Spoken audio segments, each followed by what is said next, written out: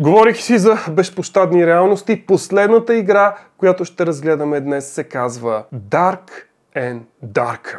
Тя предлага хардкор, фентази, дънджън изживяване, в което заедно с приятели може да се впуснете в приключения, търсене на съкровища, изпълняване на квестове и така нататък. Играта е в етап на ранен достъп и е безплатен само така наречения Normal Mode.